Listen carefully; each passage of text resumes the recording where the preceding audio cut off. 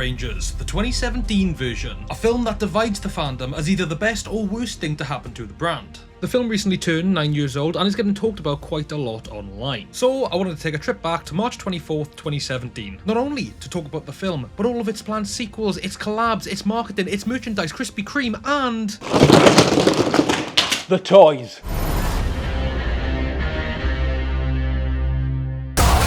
Jump scare! Jeez, get him off my screen. I'm Saban, the guy who was successful in adapting Super Sentai into Power Rangers, wanted to make a Power Rangers movie for years. The first theatrical release was with 1995's Mighty Morphin movie, and its last theatrical release was with 1997's Turbo movie, with nothing else in between. In October of 2001, Saban sold the rights to the franchise to Disney before buying them back in May of 2010. Not just with the plan of making more Super Sentai adaptations, but finally getting a cinema release off the ground. After 4 long years, it was officially announced on May 7th, 2014 that Mighty Morphin Power Rangers would be getting a big screen reboot under Lionsgate. Just 1 year later, Dean Israelite was brought on as director, and over the course of 2 more years we had announcements, reveals, Comic-Cons, trailers, games, and finally the movie came out. It opens with text stating that we are on Earth in the Cenozoic era. Then we see pteranodons, as in dinosaurs that went extinct pre the Cenozoic era. I mean, the Cenozoic era is the era we are currently in. It's the era of mammals spanning the last 66 million years after the dinosaurs went extinct. Of course, including the saber-toothed tiger and the mastodon, both mammals, and when we're talking about dinosaurs in the Power Rangers context, that never matters, apparently. But yeah, that entire context card is completely misinformed. We're not even a full minute in. Lionsgate, yeah, what am I supposed to think? What follows is actually a pretty sick shot where it's revealed that the pteranodons we're seeing is actually in the reflection of a Red Ranger's helmet as he's wounded in battle, getting our first glimpse at what the Power Rangers of this universe look like. Albeit, of course, battle damaged. As a spaceship crash lands behind them, they take the yellow power coin from a dying ranger and start speaking to Alpha 5 in an alien language, telling him to send the meteor to their coordinates. They then remove their power coin, revealing themselves to be Zordon of Eltar. The source of the Ranger's power are these power coins that Zordon buries deep into the earth and tells them only seek those who are worthy if evil ever returns. Which is then where we meet the person Zordon is trying to defeat, Rita Repulsa, the Green Ranger. Rita wants to rule the universe with the powers of the Zeo Crystal, which Zordon was avidly against. Just before Rita kills Zordon, the meteor hits Earth, killing Zordon and causing the dinosaurs' extinction. However, I guess due to Rita being protected by her power coin, she's blasted back and sinks into the bottom of the ocean. Now let's break down this opening scene, because a lot has just happened. Zordon, more recognizable from his 90s appearance as a big blue floating head that served as a mentor to the Power Rangers for many years before sacrificing himself to save the universe. In this movie, Zordon is played by Bryan Cranston, notorious for his roles in Malcolm in the Middle and Breaking Bad. And casting Bryan Cranston as Zordon wasn't just for his notoriety, but also his deeper connection with the Power Rangers brand. We have a clip here of you as one of the monsters in 1990s. Yes. This is you're playing Snizzard. It's nothing to snizzer at, but it's Not only did Cranston voice Snizzard and Twin Man in the original Mighty Morphin Power Rangers series, but it's also speculated that Billy Cranston was named after Bryan Cranston, although it was never officially confirmed. Despite his weird nakedness, I love that we get to see Zordon in a more humanoid form and showing at least some Eltarians are blue. It was a nice callback to the source material. We never knew for a fact that Zordon was blue, all we knew was that his tube was blue, so, you know. Rita Repulsa was the first and one of the main villains in Mighty Morphin Power Rangers, having iconic lines like, Magic One! Make my color grow! In this movie, Rita is introduced as the Green Ranger, a reference to the fact that in the show, she actually possessed the green power coin and made Tommy Oliver her evil Green Ranger. I honestly adore the idea of making Rita the Green Ranger. It makes complete sense given she always had the green coin, and it makes her technically the first green female ranger.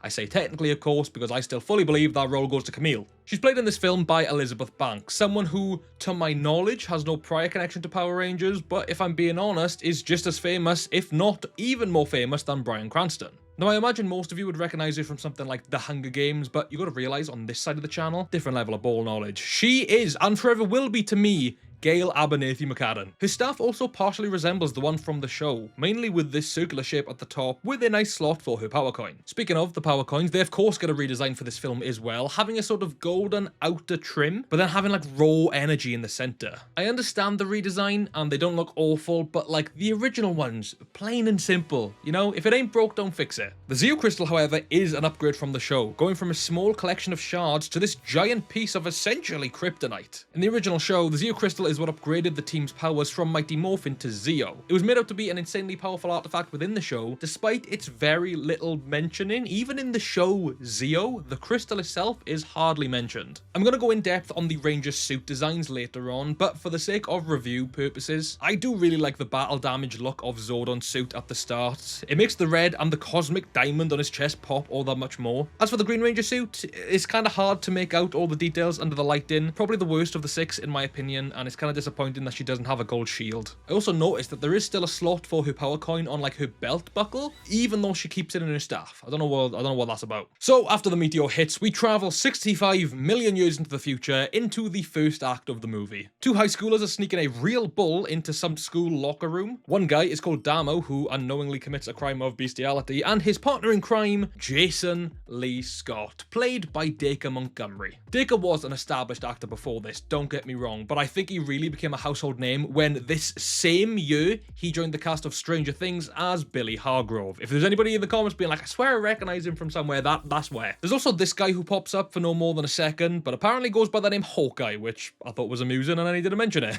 Jason is then chased by the police to the tunes of 21 Pilots before crashing his truck and somehow avoiding death. It then cuts to black and we get this edgy little Power Rangers title card in the lower third. Now I know this movie's budget was 100 mil, and in today's economy, that is essentially nothing in the film industry. You ain't that indie. This is Power Rangers, come on now. What follows is Jason getting a royal bollocking from his father, Captain Triumph, who is angry that he's no longer the star athlete he used to be, and instead is attending detention every weekend with an ankle monitor. Of course, I know there's differences between schools in the UK and the US, but a shrine for Jason in the school hallway? Like, sports was also the be-all and end-all of the school I was in, don't get me wrong, but that seems obsessive. A cute girl then walks past and Jason loses any aura points he once had. Not that this moment didn't make them fall out of him, like the gold rings in Sonic. But the girl in question is, of course, Kimberly Ann Hart, played by Naomi Scott. Possibly the most known of the Ranger actors in this. After the Power Rangers remake, she went on to be in the Aladdin remake and the Charlie's Angels remake. A lot of remakes. But despite her success with Aladdin, despite her success with Charlie's Angels, she will always and forever be to me Mo. Seriously, the best Disney Channel original movie ever made, and She's So Gone is an absolute banger. And as of recording this, it is the 15th anniversary of that film's release. So if that's not a sign, I don't know what it is. That you should watch Lemonade Mouth. They both head into detention where they're mocked for merely being there, along with fellow student Billy Cranston, played by RJ Cyler, who at the time was best known for his role in Me, Earl and the Dying Girl. Billy's sitting down and rearranging his pencils when a guy called Bully.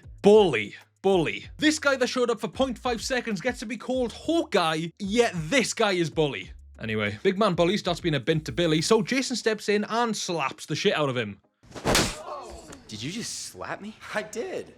Weird, right? So cold. Could be the best slap in cinema history. With this, Billy takes a liking to Jason and really just wants to be his friend. Kimberly sneaks off to the bathroom where girls named Amanda and Harper are waiting for her. And this entire scene kind of just fries my brain. It's implied that Kimberly sent a nude photo of Amanda to a guy named Ty, and then she punched him in the face and knocked his tooth out. You punched his tooth out.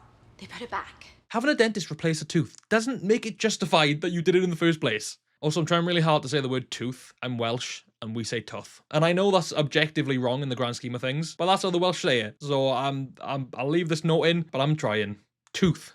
It's clear that Kimberly was once friends with these girls because Harper whips out a photo of them, cuts Kimberly out, and then pins it against the bathroom wall before leaving. And like, this entire scene is such a shift in the writing so far, because we've gone for like a modernized, edgy thing, but then this is like the most 90s-esque bully scene I've ever seen in my life. Cutting you out, literally. Once they leave the bathroom, Kimberly takes the photo down and the scissors, and there's an implication that she's gonna do something not so great with those scissors. But then she just has like a different type of crash out and just cuts her hair. Somehow barber grade, which everyone in detention finds super attractive. Oh hey, look at me, also in detention. Billy wants Jason to drive him to a mining site, and in return he says he'll disable the ankle monitor. Jason rides his bike to Billy's house, confirming that the show is set in Angel Grove, the fictional location from the original show. Oh my God, Jason Scott. He's famous outside of school as well. Is that a real thing in the US? Do just people of small towns know the star athlete of the high school? Oh look, Squat, Babu and Finster. Billy tells Jason his dad passed away, but he was a minor and Billy likes to visit his old work spot. He also tells Jason that he's on the spectrum, which is a very interesting and honestly applaudable take on Billy, being the sort of brains of the group. Jason leaves Billy, but stumbles upon Kimberly going for a swim. Then you know I punched his tooth out. I know they put it back. What is with this line showing up again? It doesn't reverse the actions, it just repairs it. Especially when Kimberly was the one who sent the nude pic of another girl to the guy that she then punched the tooth out of. They end up having somewhat of a heart-to-heart with each other, both looking over Angel Grove and honestly just considering leaving, like getting up and running. Meanwhile, on a nearby rooftop, we meet Zach Taylor, played by Ludi Lin, probably most recognisable from his roles in Mortal Kombat and Aquaman. He whips out a pair of binoculars and mentions that a crazy girl is back like clockwork, cutting to a girl doing some sort of meditation yoga while listening to the thrash metal band Revocation. The girl in question is Trini Kwan, played by Becky G. Whilst Becky G is an actress, unlike the others, she's most known for her music career. If you're from the UK, there's a good chance you know Becky G from her feature on the song Oath by Cher Lloyd. And no, not just because that song is a banger, but because of this. I'm going to sing Cher Lloyd by Cher Lloyd with Becky G then.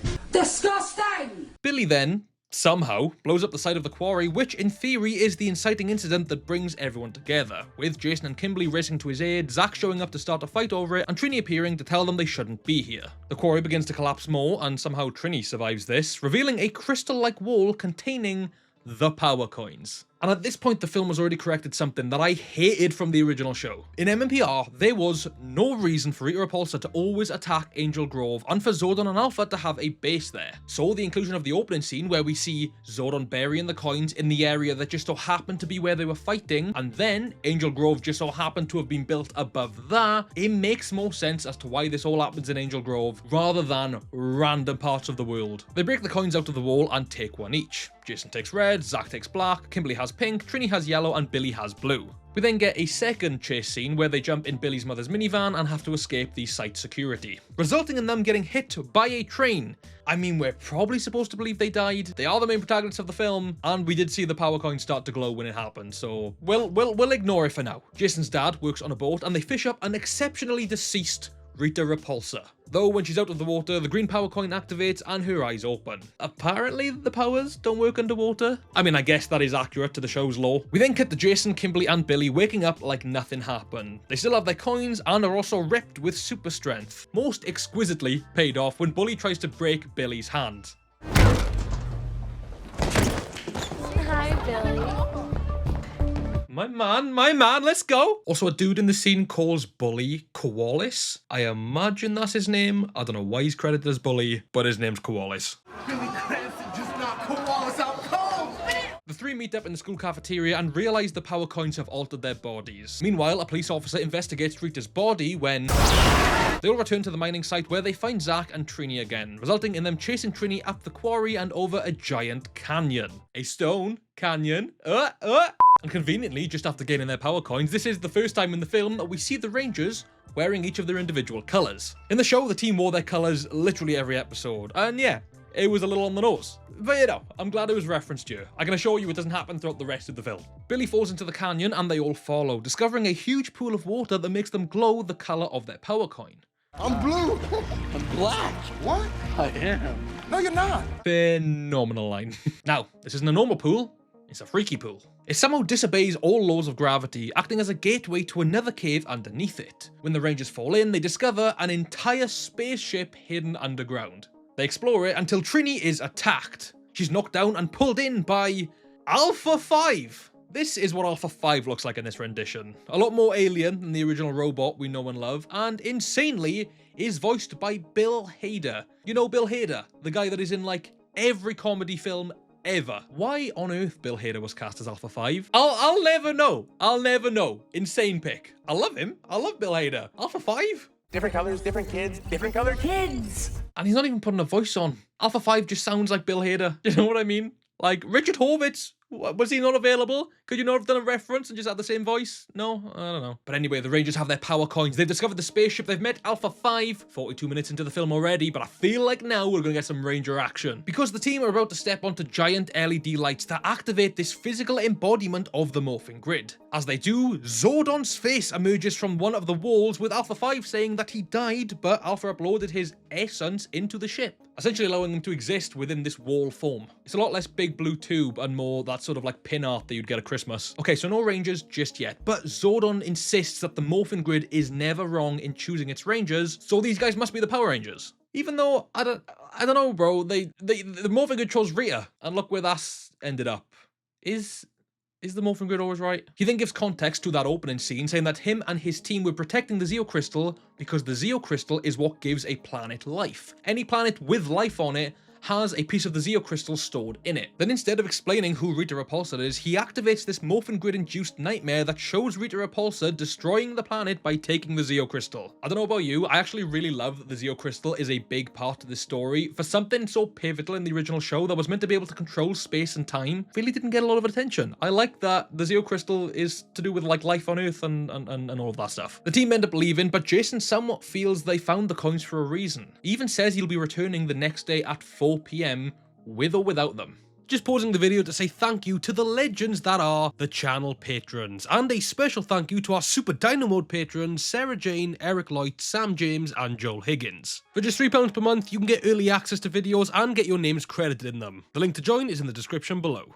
The focus of the film then shifts from Jason, Billy and Kimberly to Zach and Trini. Zach lives in a caravan and cares for his mother who is unwell, while Trini lives with her mother, father and twin brothers, but they're very pressuring. Trini tells them that she found a spaceship underground and her mother demands a urine sample for a drug test. I mean, can you blame her? You've just said you found a spaceship and you're a superhero. Meanwhile, Rita is free and is on her hunt for gold, hoping to get enough to create a certain monster. More on that later, but she is looking for any piece of gold she can find, to the point where she starts ripping shit out of a guy's jaw because he has golden teeth. It's grim. It's awful. It's an horrible scene. The next day at 4 PM, Jason is waiting at the canyon as the others appear over the hill. I love this scene. So good, so much hype with Brian Tyler's theme appearing as they appear over the mountain. Oh, it hypes us up for what's to come, and it's one of the most uniting scenes in the film. And to be fair, they're kind of wearing the colours in this scene as well. I didn't notice that on my first watch, but you know, they're keeping on theme for now. And this is where I truly believe Act 1 of the film ends and Act 2 has begun. It took up almost half of the runtime, for sure. Some could even argue Act 2 started when they found the ship, but you know, tomato, tomato. Either way, they're back now with Zordon and Alpha, and we're about to get some Power Ranger action. Zordon gives the team the exact same briefing from the show. Never use your powers for personal gain, never escalate a battle unless your opponent forces you to, and never reveal your identities. Trini may have already scuffed that last one, but you know, they didn't believe her anyway, so it's fine. Zordon says it's now time to morph, and by standing on the footprints, they will activate the morphing grid, connect with each other, and don their armor. And finally, so the Rangers can't actually morph, because for whatever reason the morphing grid requires them to have a bond with each other first. They need to shed their masks, as he says. Whatever that means. Alpha also estimates that it will only take Rita 11 days to get the amount of gold she needs to create her monster, so the team still need to go into training, regardless of the fact they can't morph. Alpha takes them to the pit, where they simulate holographic versions of Rita's henchmen called putties. They're made out of like stone and rock now instead of actual putty, and they've dropped the entire turkey motif. I think it still would have worked. It would have made them scarier if they were these big rock monsters still doing the little like whoa, whoa, whoa thing the entire time. I don't know, that's just me. The team trains with the putties, with Alpha and each other for what does seem like a few days, probably filling up most of those 11 days, including a scene of Kim and Trini play fighting over what seems to be a Krispy Kreme donut. Yeah, a little Krispy Kreme reference there. Maybe a little bit of subtle product placement, who knows? Krispy Kreme! Alpha then teaches them a little move where they slip out of the way, grab their opponents, and flip them over their backs. Probably just a little move that he wants to teach them, probably not that important to the story. The montage ends with Billy obsessing over the location of the Zeo Crystal, finding its location buried beneath a Krispy Kreme. Yeah, okay, Krispy Kreme partnered with Power Rangers for this, and the Zeo Crystal, the MacGuffin of the whole movie, lies beneath it. One can only imagine how that will play out. I can imagine. I've seen it. It's been 9 years. This is a retrospective. Who are we fooling? A news report then talks about a gold killer running rampant through Angel Grove. So, as a precautionary measure, Alpha 5 introduces the team to the Zords. They take on the form of the most powerful organism on the planet. When these Zords formed, dinosaurs reign supreme. The Zords do have a darker redesign to the originals, but we'll focus on that later when we get a better look at them. You know, I really like what this film did in explaining why the Zords look like dinosaurs, saying that they're alien tech that took the form of the strongest being on Earth when they got there. Those were dinosaurs at the time. We can only presume that this work of fiction, like many others, imply that the saber-toothed tiger and the mastodon existed at the same time as the T-Rex, pterodactyl, and triceratops. Otherwise, it implied that all of these Zords landed on Earth at different points in time.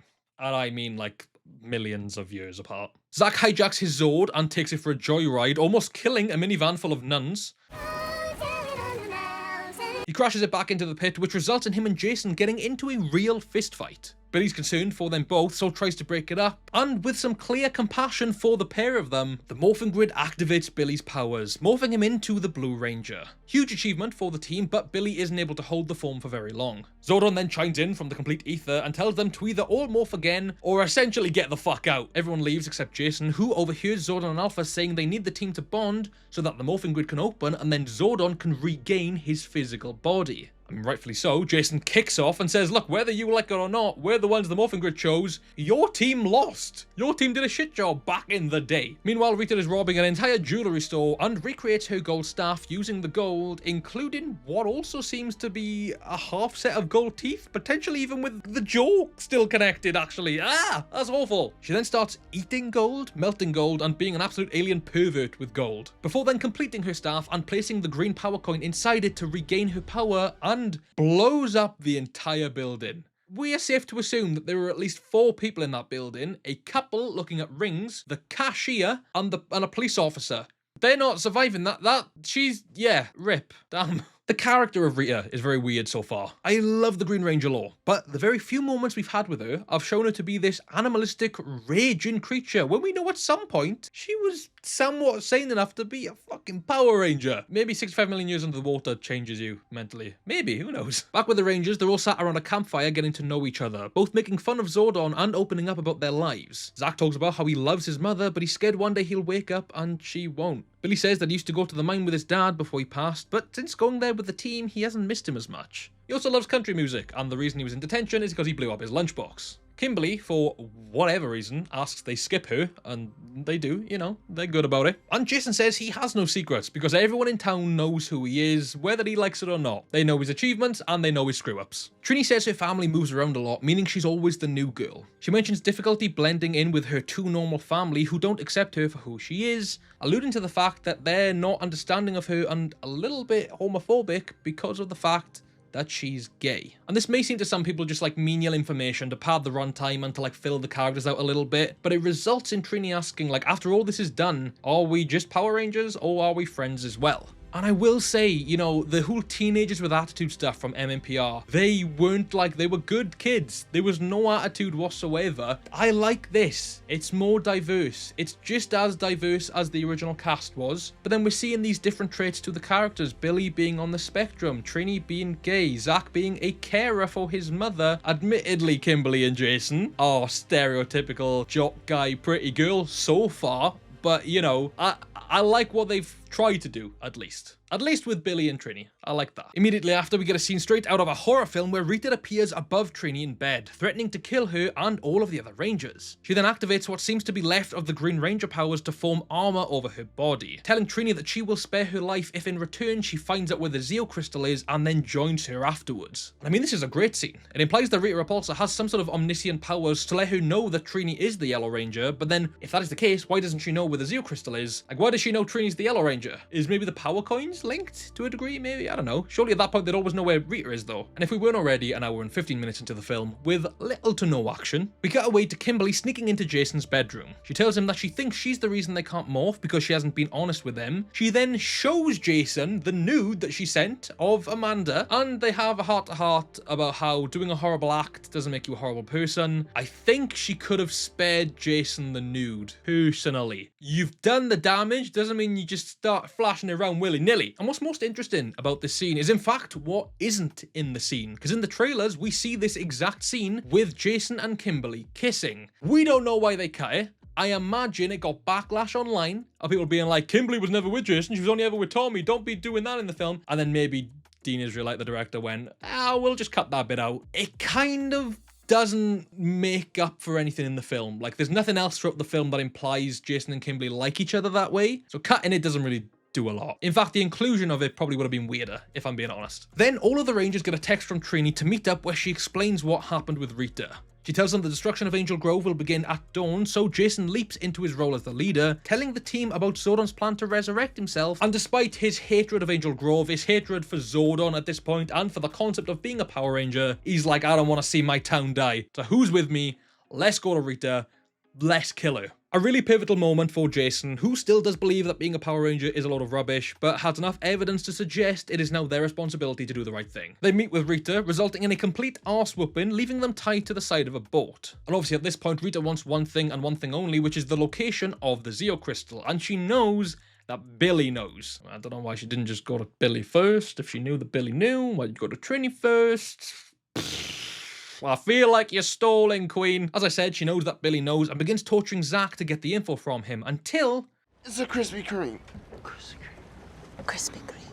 So now that Rita has the knowledge that the power of life itself is buried beneath this Krispy Kreme, she goes off to find it. Not before killing Billy. She literally drops Billy to the bottom of the sea and leaves him there. The Rangers also fall from their ropes due to the shockwave, but when they finally manage to retrieve Billy, it's too late. It's a very emotional scene, soundtrack to a cover of Ben E. King's Stand By Me. The team carry Billy back to Zordon's ship and plead for help. Zordon says there is no way to help, admitting to Jason that they were both reckless leaders. Even Alpha doesn't know what to say at this point. What follows is honestly a beautiful scene, where Jason says it's all his fault and that he would trade his life for Billy's in an instant, and then they all kind of conclude, maybe Billy traded his life for ours. And Zach goes, I know I would trade my life for you guys. And then Trini says, so was I. Kimberly says, so would I. And they have that sort of conclusion that this isn't the end and they still need to defeat Rita. So that Billy didn't die for nothing. Kimberly takes somewhat of a lead, reiterating the fact that they now have to kill Rita in honor of Billy before the morphin grid begins to open up. Zordon disappears, believed to have stepped through the grid, before reappearing in the ship's wall and saying only one person can come back. Where we cut to Billy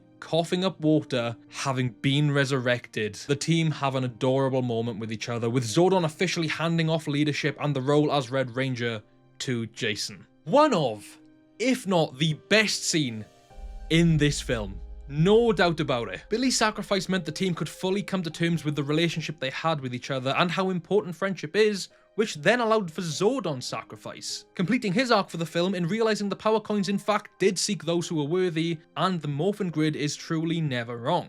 Except for Rita Repulsa. I've genuinely written down in the script that Billy was the anchor for the group.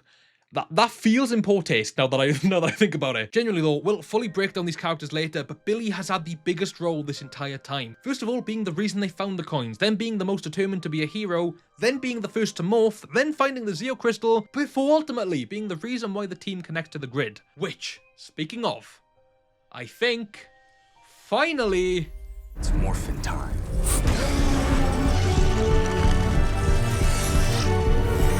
After 3/4 of the film's runtime, the Power Rangers have united for the third act. Real putties are created from stone and the team rise to the surface to fight them off, debuting their new suits in style and Jason's power sword. The fight goes on for about 2 minutes before the classic Power Rangers line of "there's too many of them" is whipped out, resulting in Zach escalating the battle with his Mastodon Zord to finish them off. A pretty fun action scene, horrifically short-lived. Meanwhile, Rita's at a quarry where she uses her powers to extract more gold from the earth, creating a 100-foot-tall monster called Goldar.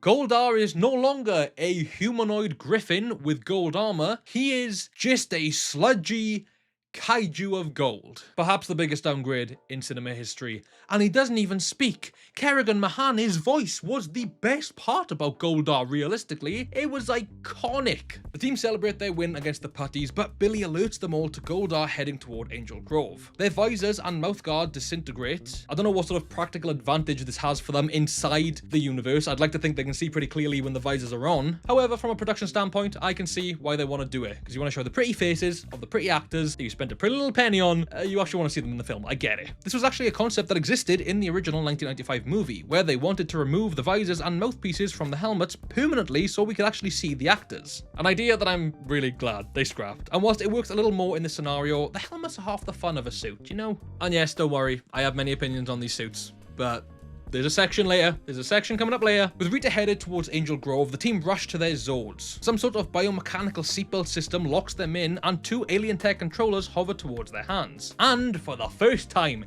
in the whole movie, Go, go, Power Rangers!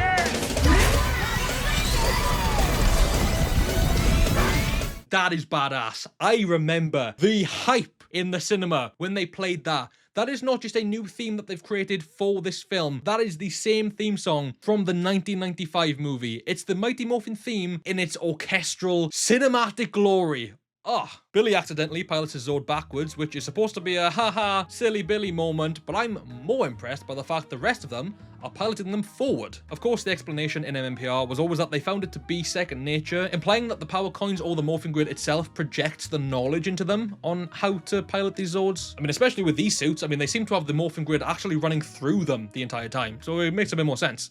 So to address the elephant in the room, beginning of the Zord scene is soundtracked to Power by Kanye West. Suppose it was fitting at the time, and it is aged like milk. Yeah, that's the music for this scene. Now, the Zord scene is admittedly a lot of fun. They blend into the world pretty seamlessly, and there's a lot of that iconic destructive action we know and love, even giving us a pre-Hasbro acquisition Transformers reference. Sorry, Bumblebee! Jason's dad is out looking for him when he gets into a car accident. Jason notices and is able to save him, giving them a sweet moment together where he doesn't actually know it's Jason, but I think we're meant to believe that, like, he has the impression that, like, oh, like, it at least reminds him of his son, that type of deal. Kimberly flies Billy into the air, dropping him onto Goldar as he activates some form of energy pulse that knocks Goldar down and hits Rita, causing her to bleed green blood and dismantling the putties. That's until Goldar gets back up and nurses Rita back to health by infusing her with more gold. He manages to uncover the Zeo Crystal, and the team form a line in front of it and do whatever they can to hold Goldar back. He literally sets Kimberly's Zord on fire, pushing them back into the pit that holds the crystal. The 5 Rangers are literally prepared to die fighting for their planet as they disappear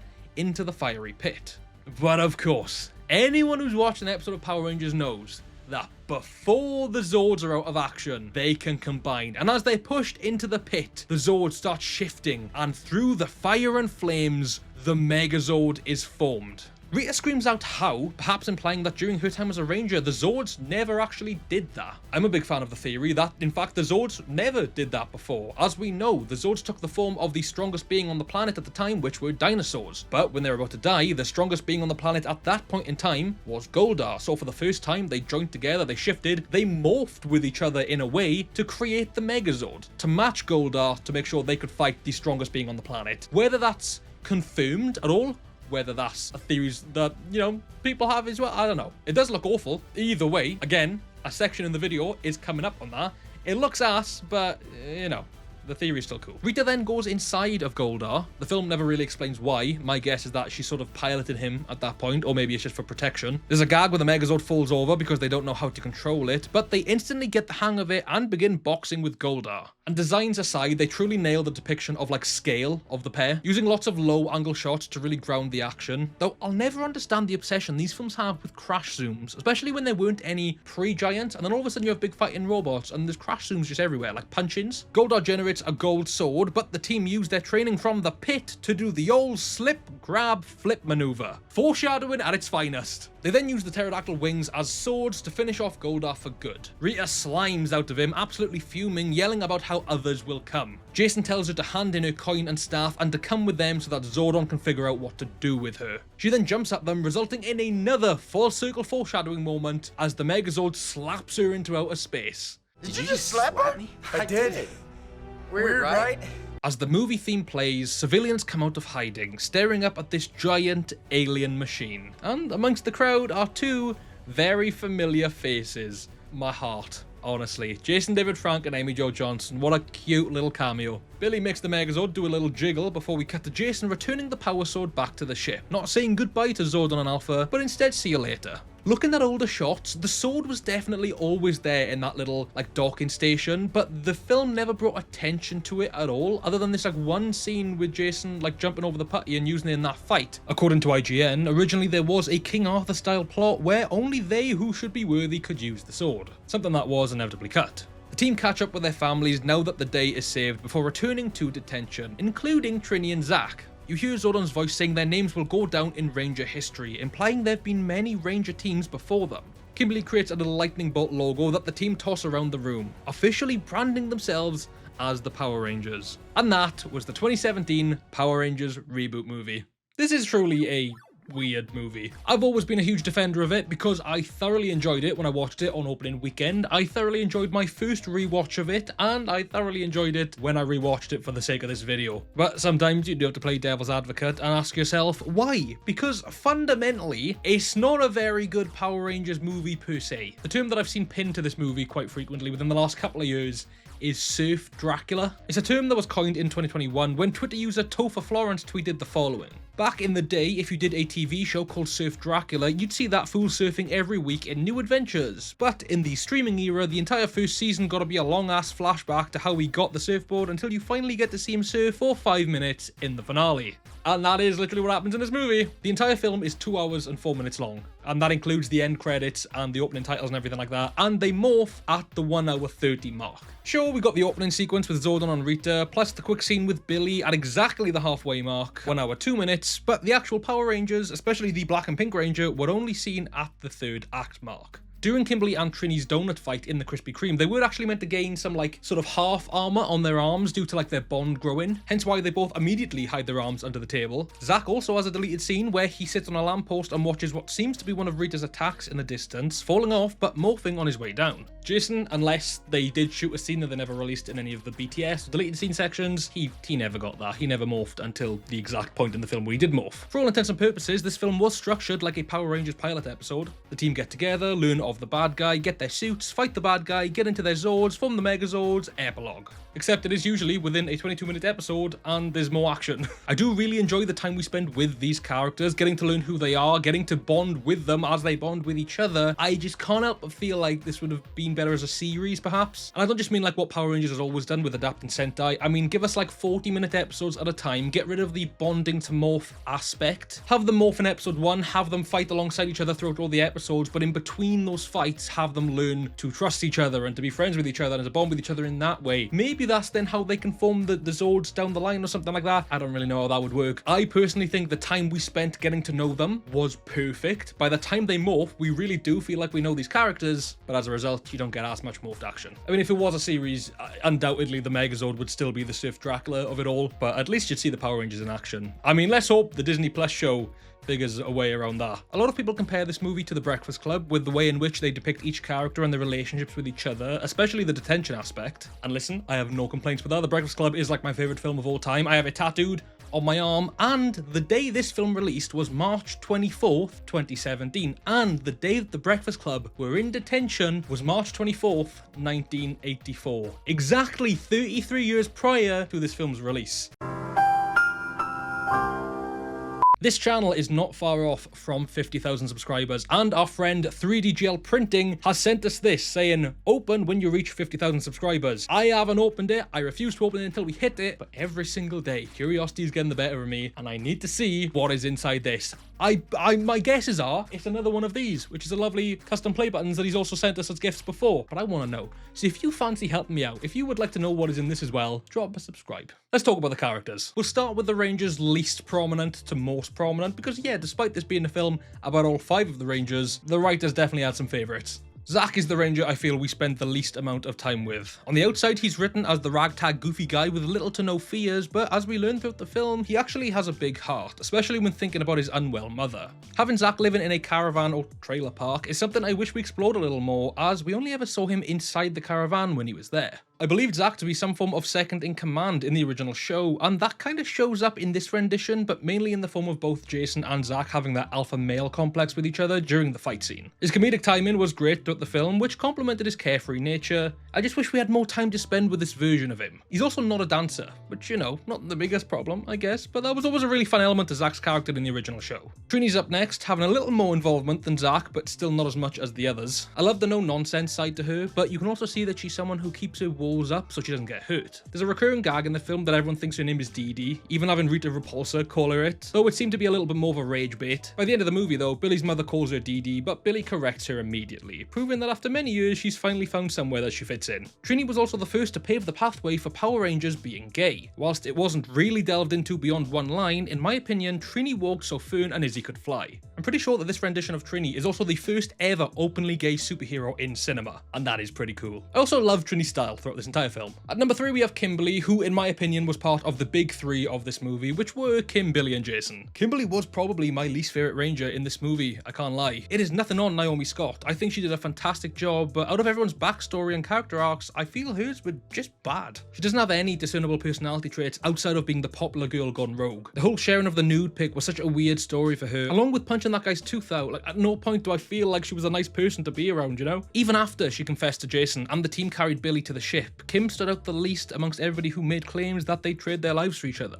It's a real shame as well, because Kimberly was great in the show. Sure, she started off with some stereotypical popular girl tropes, but she was always a great team player who grew into a solo hero of her own. It's especially sad that Zach and Trini got such less screen time when Kimberly had little to no story arc. In second place for most favoured by the writing team, surprisingly, is Jason, despite most Power Rangers and Sentai shows focusing on the Red Ranger. Jason was a pretty standard take on a 2010s teenage hero. He's the school's star athlete who gets thrown in with the type of people he'd never hang out with. The way he protected Billy in detention was peak cinema, don't get me wrong, but it takes Billy dying for Jason to actually give a shit about him. I like how Jason was more open-minded than the others about being Rangers, especially when deciding to come back a second time, and I do appreciate the way he grew into the role of leader. He wasn't afraid to call out Zordon on his narcissism and manipulation, and by the end I do believe he deserved to wear the colour red, despite the mistakes he made. And again, that slap is beautiful. And finally, the character that very clearly steals the show, Billy. This was a win for me both at 14 years old and 22 years old, because Billy is my favourite character both in MMPR and in this movie. He has the most growth out of all of them, literally starting the film with 0 friends and despising hugs, and ending the film giving his best friend the biggest bear hug I've ever seen. The joint storyline about him trying to deal with his father's passing but not quite knowing how to feel because he's on the spectrum made for the most perfect story arc where he ends up finding comfort through the team. He was also hilarious, and his excitement for being a Ranger was awesome. He gave off the energy of Cisco Ramon in The Flash. Like, are we more like Iron Man or Spider-Man? I knew it! We do get armor. Okay, now that's cool! Yippee-ki-yay, motherfucker! Mother's good. We're like one big sword, like a Mamazord. No, that sounds lame. A Megazord! You guys don't get, I got it, buddy. While there is plenty of room for improvement, I have such a soft spot for this cast, and I really wish we got to see more stories told with them. Then of course you have Rita Repulsa, very different to her TV show counterpart, and not the most favourable adaptation of Rita amongst fans. As I said earlier, making her the original Green Ranger makes complete and utter sense both in this timeline and in the original timeline. Honestly, I wish part of the final fight was Rita unlocking the coin's full power and donning the full suit again, though I imagine they originally wanted to save that for Tommy Oliver in the sequel. Elizabeth Banks did do a pretty good job, though Rita was the most tonally inconsistent character for me. She began as this utter demon who would run around killing people for gold, only for the end result to be, in fairness, more like classic Rita with the screaming and the whining. But going from ripping a guy's jaw out to scranning a Krispy Kreme just doesn't pay itself off. I do like one of her outfits in black, can't quite say the same about the armour. It's definitely cool, I just do wish it became the full Green Ranger armour at some point. He's not really a character in this, but as an extension of Rita, Goldar is absolutely arse. The design is horrible, and I don't know what possessed them to think that making Goldar a literal gold monster was a good idea, especially when the OG Goldar is so iconic. Fun fact though, for the few noises and sort of grunts that Goldar did make, it was voiced by Ted Tatascio, I apologise if I've mispronounced that name, who also did the sounds for the putties in this, and he voiced Lord Zed in Cosmic Fury, so that's pretty cool. I like their take on Zordon in this rendition. I think his wall pinface design is flawed, but taking away the idea that Zordon actively chose teenagers to be Power Rangers makes him more favourable as a mentor. He was no doubt an awful mentor, and I can't imagine what type of leader he was back in the Mesozoic era. That of course said, he did sacrifice himself to stop Rita way back when, and he passed up on the chance to be free again to save Billy, which is very admirable, and if anything, a step closer to the wise figure we know he should be. I do wonder what this weird wall was for before Zordon got uploaded to it. Like, surely this isn't the, like, in case someone dies wall. Do you know what I mean? Maybe it was. Just like Rita, I love that he was the Red Ranger before Jason, though his monologue at the end does imply more Rangers came before him. His physical design was fine, nothing too complex, though I still don't know why bro is naked. I also love how they filmed the Zordon head scene. Just Bryan Cranston in like an office room with a blue screen. Hilarious.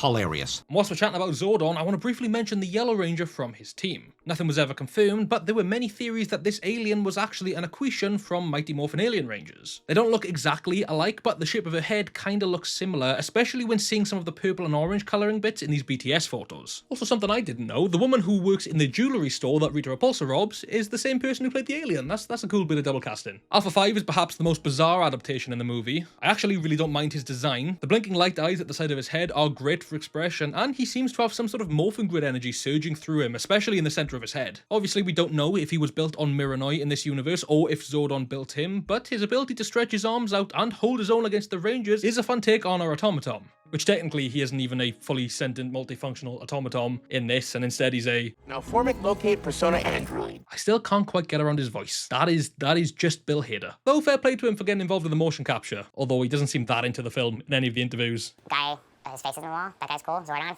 And then Alpha 5, he's alright. And then Rita Repulsa's pretty badass. And there's dinosaurs. What else do you want?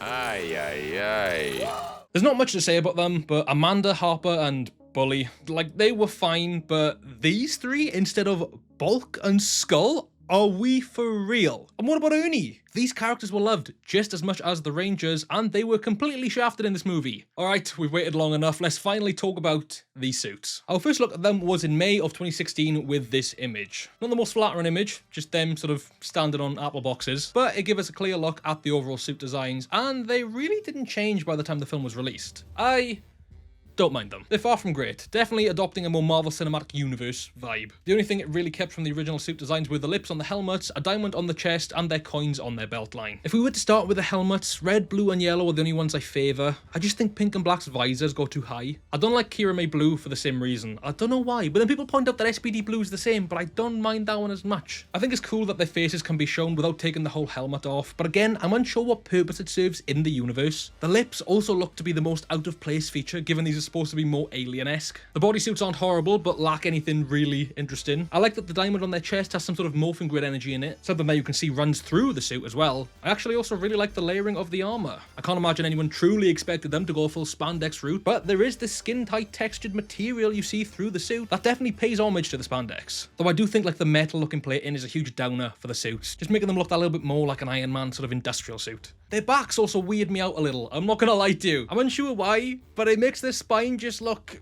like, I don't know. I just don't like looking at it. It feels awful. Ugh. Obviously, as we see in the film, the suits sort of act like an organic layer of armor rather than a suit that they put on. The transformation sequence is really interesting to watch, as the suit literally does just generate out of their bodies, kind of like the symbiote for Venom. I'm currently editing this video, but I've just seen this literally for the first time. Their coins float up and latch onto their belts, and that is the point at which the morphing starts to happen. I never noticed that before, but that is such a cool little detail. There's plenty of behind the scenes online that show these suits were at least very practical, with the morphing grid that flows through them being the only real CGI on them. And listen, credit where it's due, they actually created the Rita Repulsa Green Ranger suit. There is little to no BTS of them shooting this opening scene, but any movie studio nowadays would have just made the entire suit CGI given how little screen time it had. I mean, give them their flowers for that. The fact they went out their way to make a physical suit, kinda cool. Maybe they planned on bringing it back. Maybe that's why they made a physical one, who knows? Rita's like spiky green armor isn't really for me. Like, I enjoy it at certain points in the film. I just don't understand why she has the green power coin yet can't morph into the Green Ranger. And saying that, come to think of it, why didn't they need Rita in order to morph in the first place? And why were there only 5 footprints in the ship? If the Green Ranger was originally always just part of the team, was the Green Ranger a 6th Ranger at the time as well, like millions of years ago? That's something to think about, actually. There's no explanation. While the suits aren't perfect, they've grown on me over the last decade. I do like the gloss and patterns that the armor holds, and these final results are far better than any of the concept art I saw for this film. That's just me. So these are what I would describe as the mainline figures for this film. They're the 5-inch figures. There are some differences between them, I'll be honest. This one is technically different to all of these. So this one is the regular mainline 5-inch figure. He's the Black Ranger and he's all black. These guys are translucent. I'll be honest, this was an eBay job. There's not a lot I could have done. As for action figures in general, they're not actually half bad. They've got the articulation in the shoulders and the elbows, as you'd love to see. In the knees, the heads turn a little bit. They're not the worst toys in the world. Power Rangers toys have been better. And I think when these are your mainline figures, you know, for kids these are fine, but then you've also got to wonder how many kids are buying these figures over, like, as much as it sucks as a season, the Ninja Steel figures, which are coming out that year, might be a bit more their speed. You've heard my opinion on the suits already. These aren't the prettiest looking figures, are they? They're not great. Red, blue, and black are essentially the same figure, essentially the same mold. Of course, their helmets are slightly different to adjust to the helmets that they had in the film. Pink and yellow are much thinner, nimbler figures. I feel like, for example, Billy, I could throw this guy around and move all his arms around the place and I'd be fine. These guys feel a bit more fragile, which I suppose is the curse of them doing the girl toys. They like to make them smaller and evidently a bit cheaper. I feel like if I played with this elbow too much, it'd probably snap. And I remember as a kid having, for example, Mystic Force toys, it was always the female figures that were breaking because they just made them thinner, and there was always less articulation as well. And listen, I believe myself to be a feminist as it is, right? But even as a kid, even as a child, I was like, I want all my figures to be the same. I want them all to be as articulated. Why can they move their elbows and the other ones can't? It used to piss me off. The Ben 10 figures were the same, but that's a different video. You've then also got these figures, and these are even less articulated. I think they're meant to light up. I mean, it kind of lights up. You can kind of see it in there. I've not put the effort of putting batteries into these things. Their elbows move, their heads kind of move, but that is it. They're meant to be nothing else, I suppose, than figures that you play around with. Maybe shelf pieces. This is something I can maybe see putting on the shelf behind me back in my studio. Obviously, we're in this lovely void at the moment. But as much as I was beefing these, I think I prefer these to these personally. If these were this size, but still had all the articulation they had, maybe I'd consider them to be better figures, but currently they're not selling it for me. A good point as well about the bigger figures is back in the day when we were kids, if a figure was that big, it had a walkie-talkie in it. That is true. There was usually a reason why, or like it had like an action move. Do you know what I mean? You press a button on its back and it just like wham. You'd think there'd be some sort of like sword motion or something. Sticking in line with these bigger figures, and speaking of that sort of sword motion, we do have a Rita Repulsa in this bigger sort of 7-inch scale, and if you move her legs, the staff does move. She was never this much of a bow staff wielder in the film. It's not a bad action figure. Again though, no elbow movement, little head movement, and sometimes this doesn't even work.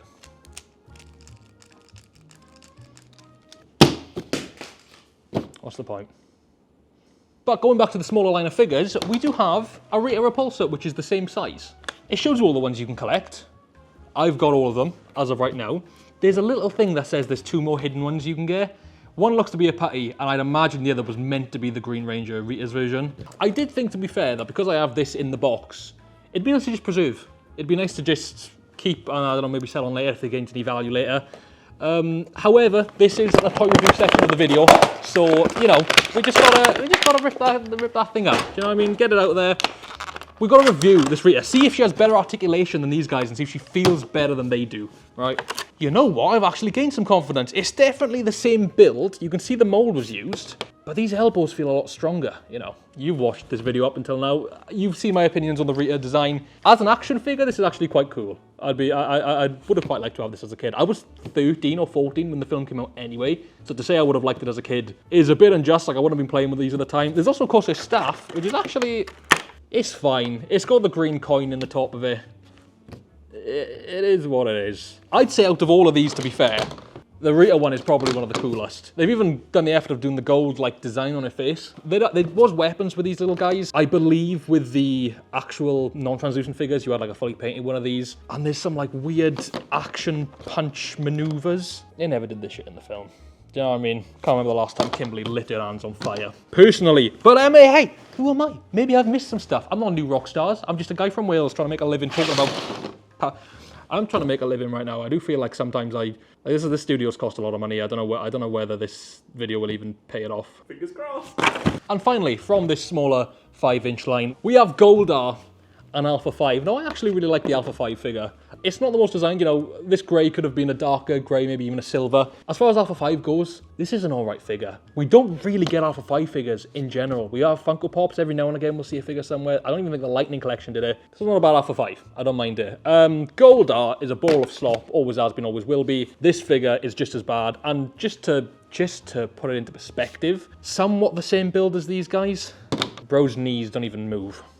And again, for me, this is the type of thing that I would put on a shelf. I'm not putting it on a shelf. The coolest thing, like the toys I had as a kid, when the arms move, the head moves, the knees moves, that's what you wanted. You wanted to pose them, you wanted to play with them, you wanted to do the kicks. This guy can like, I don't know, he can be a gymnast, but there's no knee bending, the feet don't move. It's just overall the worst thing ever. Like I can see, if you're buying the multi-pack, which this did come in sometimes, I can see you buying it. Anyone buying this, like imagine a kid walking into a shop and seeing that and being like, that's what I want. it ain't it. It just ain't it. The toy line for this, at least the figures, was kind of disappointing. Now, there were more figures than just this. They were like relatively big ones. I'd say maybe 15-inch figures that you could just like put on shelves and like throw about the place, and they'd probably be more durable. Couldn't find any of them. Obviously, as well as for Goldar, there was a Goldar the exact same size, but that was less of an action figure for the Rangers and more of an action figure for the Zords. So the individual Zords in this movie, hate is a strong word, but there's not a word in the middle of dislike and hate that really sums it up. Not in terms of the CGI, they did a great job making them look photoreal, as did the animators, but the alien dino design just doesn't work for me. I couldn't even begin to explain why the Triceratops has 6 legs and the Mastodon has 8 legs, especially considering they allegedly took the form of dinosaurs for a reason. And yet somehow, considering the Triceratops has 6 legs, and the Mastodon has 8, the saber-toothed tiger is still the one that looks the farthest from its real-world counterpart. Like, they barely stand taller than the buildings of Angel Grove, and we're talking like 2 stories most. I feel like they should have been at least double their size, especially to plausibly combine into the Megazord. And as for the Megazord, I've always had mixed opinions on it. When people use the Megazord for engagement farming online, they always use this photo of it and complain how ugly it is. But if you use this photo, it still ain't pretty, but it's a much better representation of the Zord than this is. It fell victim to gritty modernization of franchises at the time, having the Megazord being more grey and silver than the Ranger colours. And these 5 Zords definitely don't mechanically transform into this. There is just no way. But as we have previously stated, the Zords themselves can mutate, can morph themselves into whatever they need to survive the realm they're in. So that is likely what happened here. They definitely morphed into each other instead of combined. You can see some of the colours of each Zord, implying there are indeed some remnants of them, but overall this is a new creation. This might be a hot take, I'm not actually too sure. I love the morphing grid energy running through it, in the chest, even in the head, and you can see it through the arms and the legs as well. I love that element. We obviously see it in the Ranger suits as well, and in Alpha 5. That's cool. I like that. Once again, the visual effects work is near flawless, and you can feel the weight of both the Megazord and Goldar as they move around. It's just a shame the design leaves a bit of a bad taste. I found this great redesign by an artist called The One With The Stuff that makes it look more like a classic 5-piece Megazord, along with this cool recolor by HamJam4960, which does give it a little bit more character. The T-Rex Battle Zord. The main guy, the biggest Zord of the bunch. Not an awful toy. In fairness to it, it's got a decent size to it. And, you know, the legs be moving, it's loud, I'll be honest. The legs be moving, the mouth opens and closes, it's got guns on the side, it's got a big turret at the top. It did originally come with little, like, things you put in here that, like, shoot out. I told you earlier this was an eBay game. Not a bad toy. A trash looking Zord. Probably the best looking out of all of them, in fairness. But, honestly, the trouble is with these is that they've got to act in 2 ways, right? They've got to be the toys that any kid could play with as a T-Rex, but then it's also got to combine into a Megazord, right? And with something as big as this, you can only imagine how big the overall Megazord is going to be. Almost everything comes apart on this. So we'll take a good look at it now, while it exists, while it's here. They are meant to come with like little figures as well that you can put in different hatches. So the tail and the head, yeah, those gone. The legs, the turrets, it's goners. And guess what? You're not even done, because the head to the fucker is underneath as well. So literally, I'll dig the entire thing apart. The arms actually flip around to the other way and become the arms. And then I think to some degree the rest of this stuff clips onto the back. I don't actually know. This is what the red guy does. Next up, we have the saber-toothed tiger Battle Zords. These are specifically called Battle Zords, by the way, and not just Zords. I'm not just adding that for effect. These are called Battle Zords. And if you may be noticing, it's missing a leg. I was informed that it'd be missing a leg when I purchased it. I thought it'd be all well and good. I thought it'd be fine. You can still stand him up. And from a certain angle, he looks chill. He's got a big turret at the top. Little patch for the Ranger. The head looks cool. Well, I mean, the tusks, the saber-toothed tiger teeth look cool. The rest of it, it's a bit more of an artillery machine than a saber-toothed tiger. But then you get to the combination part of it. The legs come off. It's not much more for... The trouble is that the Zord in the film morphs together, literally, rather than just transforming like a Transformer, which we'll see later on. That's the way it is. And no, this is the problem with this Zord. This comes down, this flips over, and it's meant to connect to this. There is no like lock-in system inside this. These legs are meant to latch up here, and it's the legs that's meant to help connect it together. So that's the body. He's already a big boy. We have 3 more Zords to go. This is probably the size of like a normal Zord, maybe there. The Pterodactyl Battle Zord, not a lot to be said on this one. It's a big old jet. It's literally all it is. It's meant to have another little latch underneath so like the legs could grab something. I don't have that. Take it all apart, like this. I know that it attaches to the back. Oh, well, it ain't that way. And at this point, Nate realised he really didn't know. And at this point, Nate YouTube's MMPR toys. Go into here, right there. Like that. There we go. And there are your wings / swords. That's a sword. They don't do that in the film, but that can be a sword. You're getting bigger. Thank you, Bruno. Shout out. The Triceratops Battlezord, the blue one. The Blue Ranger Zord is weird. And in fact, I'll do the Black Ranger Zord at the exact same time with this one. It's the Mastodon and the Triceratops. They're obviously both going to be the legs to this sword, but they're so weird because for one, this guy kind of looks like a Triceratops, but he has 6 legs. And then this one kind of looks like a Mastodon just for the front of the head, but then has 8 legs. Now, I'm once again missing a leg. It happens. There was also a spider web that came with this originally that you could like fling. Why? At not one point in the film do they state that this has anything to do with the spider. Yeah, it has 8 legs and it comes with a spider web originally. The point of these Zords is that they took the form of the strongest beings alive on the planet, which is literally what Alpha says in the movie, which is why they're dinosaurs, because these Zords came to Earth at different points in time and took the forms of those dinosaurs. I don't know where the spider came from. Anyway, once again, you've got to take absolutely everything off just to get this guy standing on 2 feet. That's a leg. Right. Okay. And now with the legs assembled, we have... He's a big lad. Too big. You know? Where would you even put him? He is far too big. Something a lot smaller would fit perfectly. On a real, it is insane. I wish I had another like regular sort of Bandai 95 Megazord or something to stand next to it, because it genuinely hits, they'd hit at about here. This thing is huge. I don't know if you've got any sort of sense of scale in any of these shots. And then also just all the extra bollocks. I imagine these can fit on this like somewhere. Sword could maybe go in there as well. Like you've got some options. It's not really film accurate at that point. And the biggest part of this that isn't film accurate is these legs, because obviously this is a Zord that actually combines. So we just have the Mastodon and the Triceratops as the legs. In the film, they don't do that, which is why we have something which, in theory, should be a bit more film accurate. Now, I haven't even opened this, so for all I know, what's in this isn't actually what's in this, but we're gonna give it our best shot. Huzzah! Movie accurate.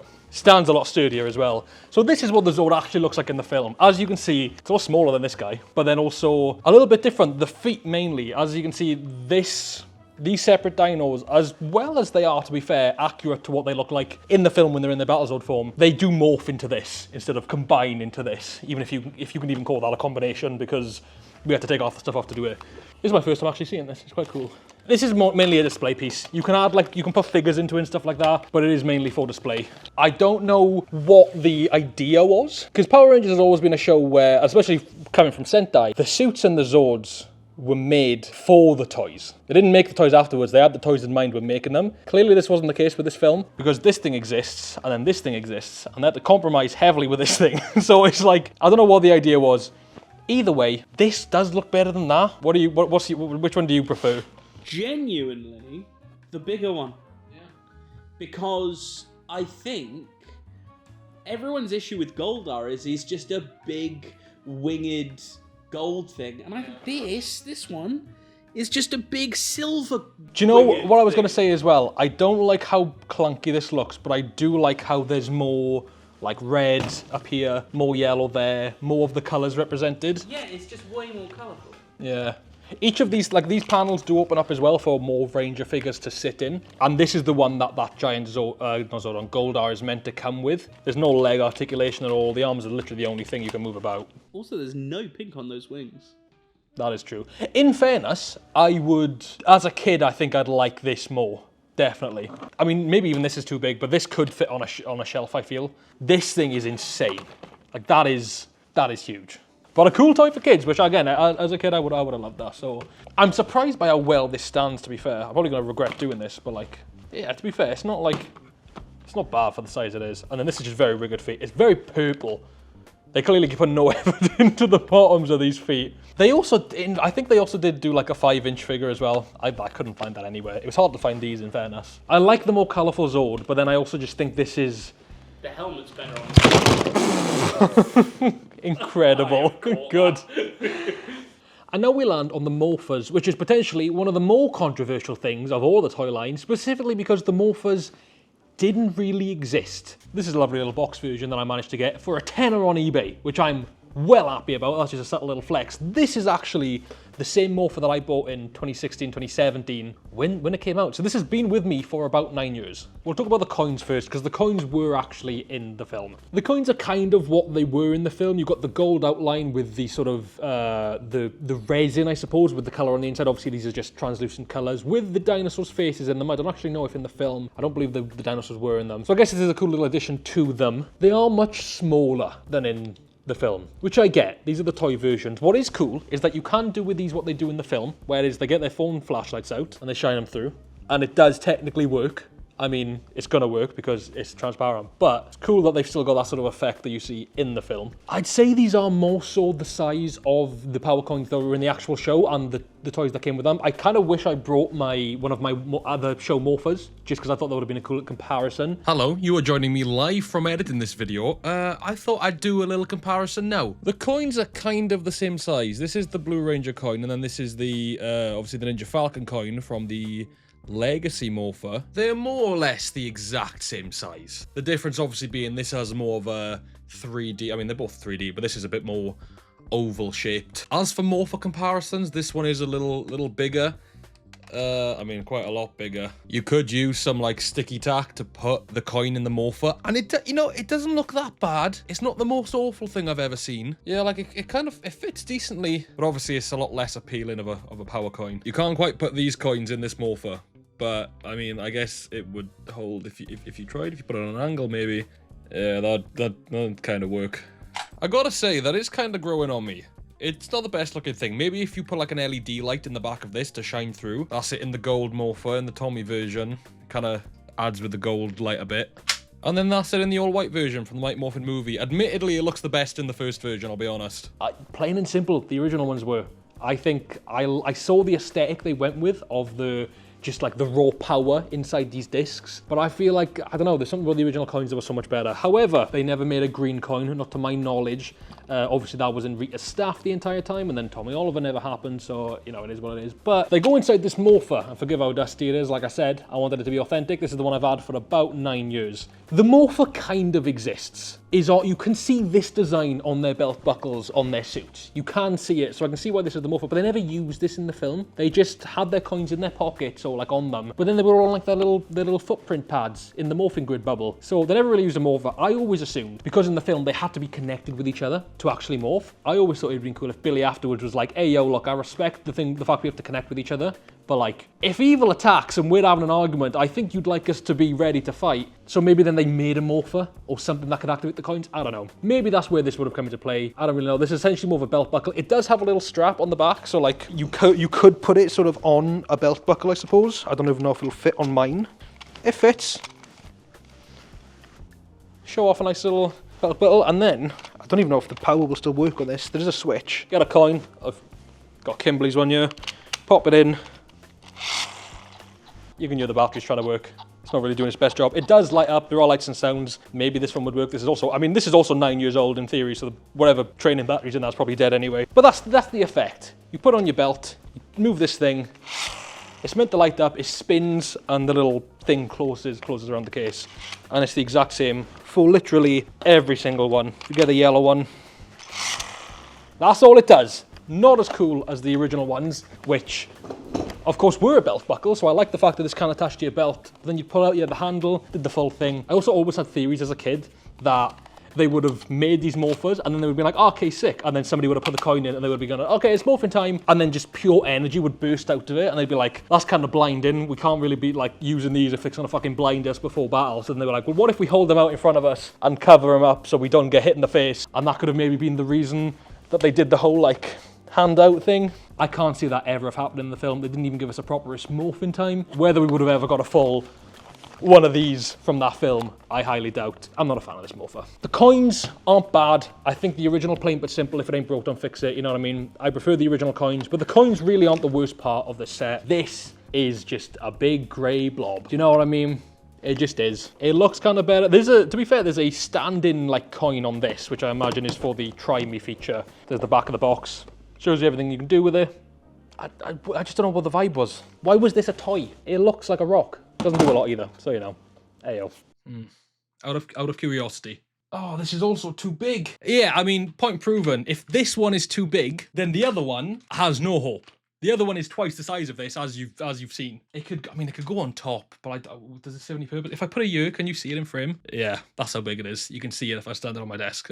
This is something I actually wouldn't mind having in like the background, but there's literally nowhere this could go. Just like Power Rangers Samurai, they went all out for the marketing of this movie. Even the cast reveals were something special. Before we got the official photo of them, we saw these photo templates that used photos of the cast to reveal who was in it, including Bryan Cranston, Elizabeth Banks, and Bill Hader. I'll never forget the first time that teaser poster hyped. It was literally just them on top of a car with a lightning bolt in the sky. I think it said "Together we are more." I was so hyped. And not only that, the first time I ever saw it in a cinema, my mother had taken me and my brother to Manchester, right? There was a long drive from where we lived at the time, and we popped to the cinema. I want to say it was in the Printworks, and that's only going off of my partial memory of it. And I just remember going down one of the escalators, and there in the distance I saw it, the poster in one of the frames, and I was hyped. And I think this was around September 2016, so we were still quite a way out from the film. Then over the course of the year's build-up, we got a bunch of variant posters with the individual Rangers in and out of suit. I mean, my favourite were these posters of them sat on their Zords, and I mean, Billy's is my favourite one, look at him. Though I think the most alive areas of marketing for this film was obviously on social media. Snapchat had an official Power Rangers filter that allowed you to dress as the Red Ranger, fit with a dissolvable visor. I did try to see if it still worked. It doesn't. On Facebook Messenger, you could chat with the official account, and it had automated Alpha 5 responses. Twitter was doing the most though, mainly with the hashtag Repulsor takes over, where they tweeted as if Rita Repulsa was using the account, tweeting about city destruction, Cyber Monday deals, and making fun of Twilight. You know, Lionsgate sneaking in more of their IP there. As for YouTube, there were of course interviews and press junkets, with Amy Jo Johnson even interviewing them for one of them. But I also remember them doing skits with like Lily Singh and Dude Perfect. That was a time, bro. There were a few games. Power Rangers Legacy Wars technically started because of the movie. Same goes for Battle for the Grid. There was also a VR immersive experience that allowed you to speak to Alpha 5, check out the pit, meet the Zords, and sit in them. It wasn't like Oculus level or anything like that, but it was pretty fun. I'm pretty sure you can still find it on YouTube. There's also this insanely cracked VR fan experience where the cast were VR characters live speaking to each other, and you could join a big room and watch like a live show, but in VR. Cracked. Though of course, with the marketing came potentially the best product placement in any film. The Krispy Kreme. Krispy Kreme. Krispy Kreme. Krispy Kreme.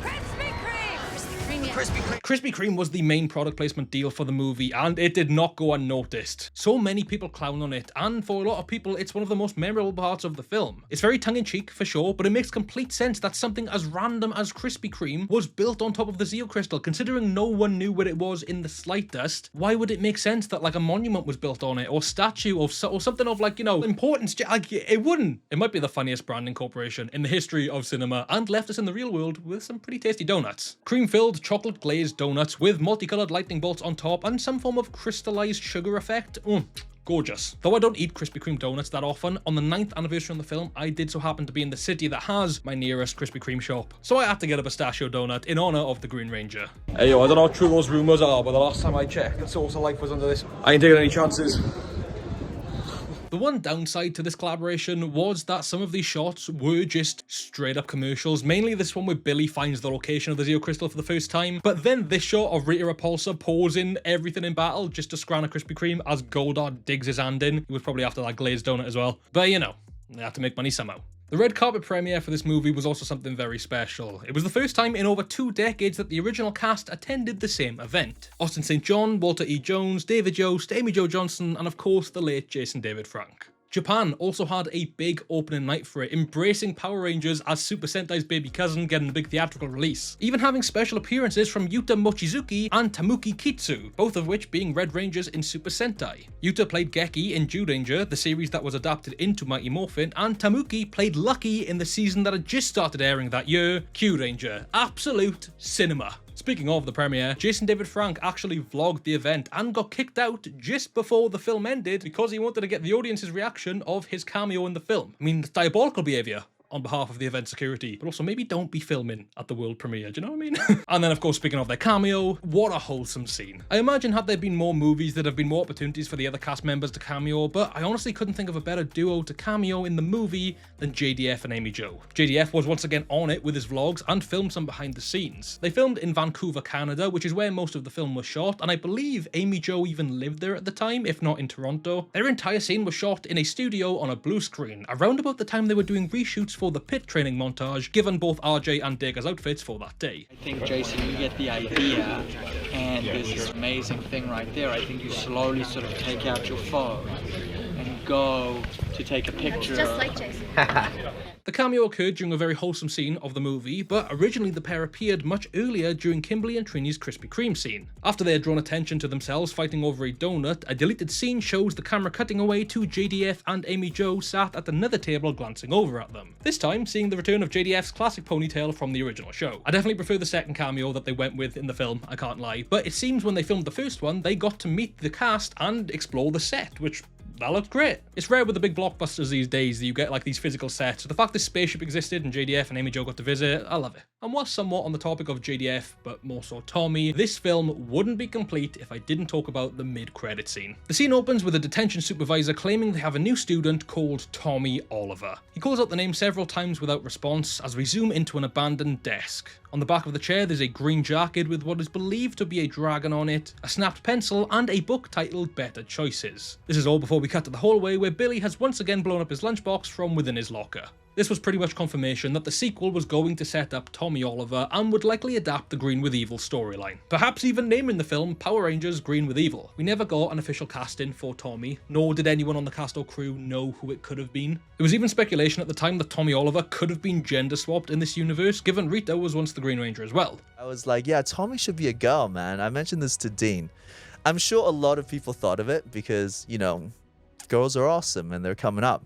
The mid-credit scene did, however, spark many theories as to what future sequels could look like. As director Dean Israelite once stated, they had a rough plan for 5 to 6 sequels, and Dacre Montgomery recently said in an interview that he signed a 4-movie deal. My ideas for a second film did follow the Green with Evil storyline. The mid-credit scene gave us the idea that in this universe, Tommy Oliver may have had anger issues, which perhaps meant he wasn't much of a model citizen. Fitting in with the themes of the first movie, perhaps Tommy's family were poor, and post-Goldar battle, maybe Tommy snuck into the cleanup site and was able to find Rita's staff and power coin under the debris, considering it to be some sort of win and planning to sell it off to get some money. Then the green power coin would bond to him and Rita's consciousness would still be linked to it, appearing in his mind similar to how Joker appears to Batman in Arkham Knight. This could possess Tommy into doing whatever Rita says, making him the Green Ranger and morphing the gold staff into a gold body shield. The film could then proceed as a Power Rangers vs Green Ranger saga, just like the TV show, resulting in the team somehow breaking Tommy free of the curse, but letting him keep the power coin. At the end of the first movie, Rita also tells the team others will come in regards to the Zeo Crystal, clearly implying the arrival of Lord Zed. Maybe Lord Zed's ship appears in space and rescues Rita, setting up a third movie where Tommy joins the team in fighting against Lord Zed. This would then also give us 2 full movies of Tommy as the Green Ranger before potentially transitioning him into the White Ranger by the 4th film. Growing up, I had always speculated that the white light could have been some type of cosmic power similar to the morphing grid that was far too powerful for any Ranger to harness. Though, similar to the show, Tommy could have been infused with residual dark energy, which in return could dilute the power of the white light, allowing Tommy to utilize it as a power source. You could even then speculate that the reason Dacre Montgomery was signed on for 4 films was because Jason, Trini and Zach were going to exit the franchise by movie 4 to allow Rocky, Adam and Aisha to join the team just as they did in the show. And then potentially that could have led into a sort of Omega Rangers spin-off series with Jason, Zach and Trini. I mean, given they didn't get killed off in the film. If the franchise did really well, then I'd have loved to have seen a Power Rangers of Eltar movie or series that served as a prequel following Zordon's team. Not to mention the endless opportunities to introduce a Zeo team in space, Time Force. I mean, it's a shame we never got to see what was planned. It seemed like they had an idea of this entire universe. There was technically one official sequel in the form of a Boom Studios comic book called Power Rangers Aftershock. It was a short one-shot that followed the Rangers clearing up some leftover patties, along with defeating some mutated humans who were affected by some of Goldar's remains. It wasn't the most entertaining comic book, I can't lie, but many people don't even seem to know it exists. Este did a great video covering it, so I definitely recommend you checking that out if you want to know more.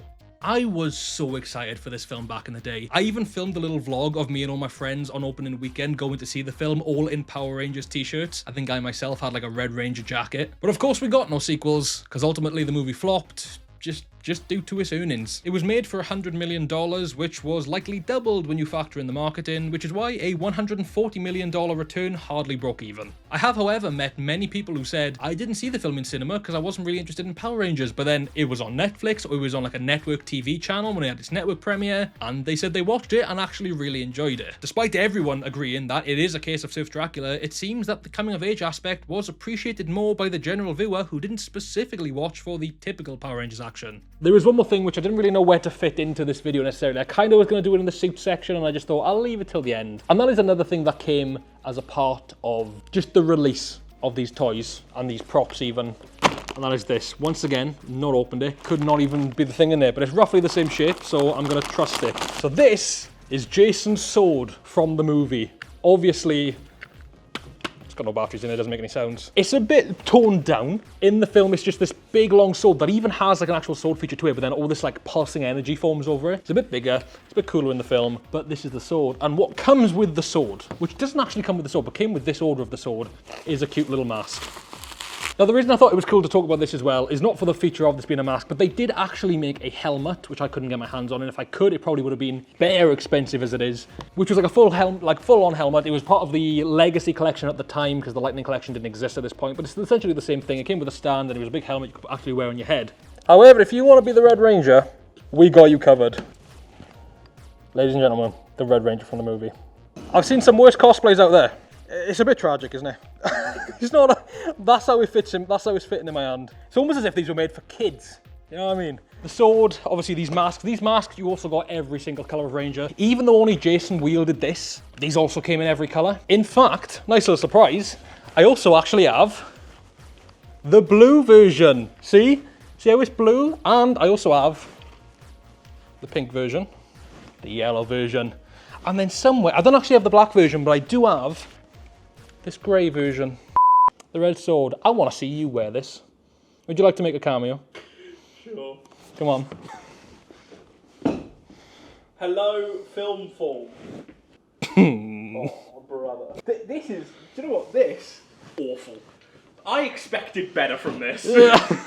What is this? So there we go. Those are the toys of the Mighty Morphin movie. Now, of course, like I said earlier, there were some, I guess, extras. You know, there were some different color variations of things like the swords, the helmets, different like scale action figures, some translucent ones, some not. Of course, Funko Pops. I know at home somewhere I have the red movie Funko Pop. I never got the others. You'd think I would have got blue. I don't even think I got it myself. I think it was a gift. They did a cool Zordon Rita 2-pack with the damaged suits, which was quite cool. It's the only way you can get a Green Ranger movie Funko or toy in any regard. There wasn't a hell of a lot more. If there was more that I'm forgetting about, they'll be on screen now. Maybe something came with a Krispy Kreme for all I know. The toys of the 2017 movie. Before closing out the video, let's run through every single reference and Easter egg in this movie. Jason, Zach, Trini, Kimberly, Billy, Zordon, Alpha, Rita, and Goldar are all names directly from Mighty Morphin Power Rangers. The first Yellow Ranger is potentially an Aquitian Ranger. It's also the same actor who plays the saleswoman in the jewelry store. Zordon's humanoid form being blue is a reference to his appearance in the original show. Rita is the Green Ranger because she always had the green power coin in the show. The shape of Rita's staff also resembles the shape of Bandora's original staff. The Zeo Crystal is what originally gave the team their Zeo Ranger powers. The bully character could be a reference to Bulk and Skull. Action figures of Finster, Squat, and Babu can be seen in Billy's basement. The power coins can teleport, which implies the Rangers teleported home after the train crash, referencing their ability to teleport in the show.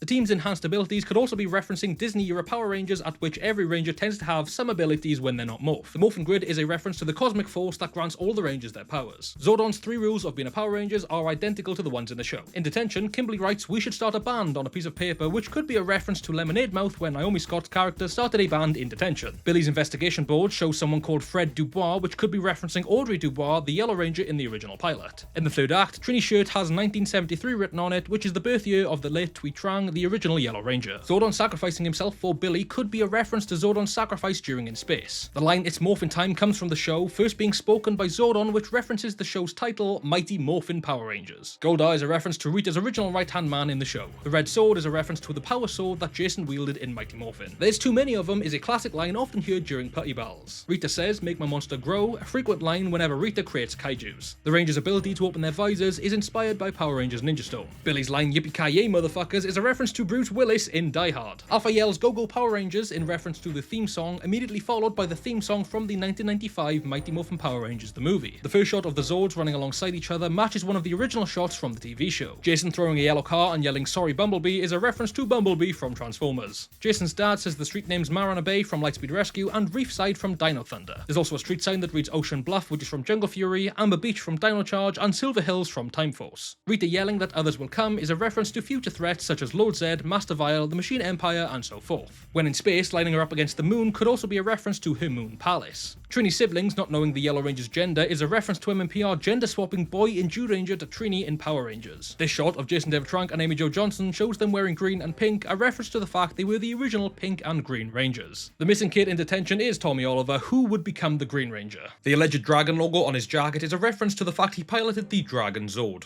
Did I miss any? Let me know below. And no, calling these Zords and the act of morphing isn't an Easter egg, it just fundamentally is what you need for it to be a Power Rangers thing. Despite your thoughts on this movie, you cannot deny that 2016 to 2017 were incredible years to be a Power Rangers fan. They were everywhere, and the hype leading up to it was like nothing I've ever felt in the community, not even for Once and Always. I wish the planned sequels had come to be, because right now we'd be anywhere between the 3rd and 5th installment. However, a new rebooted Power Rangers series is in the works with 20th Century Studios for Disney+, so we as the fans need to make sure we give it all the love we can, just to make sure that it doesn't meet the same fate as this weird but charming 2017 Power Rangers movie.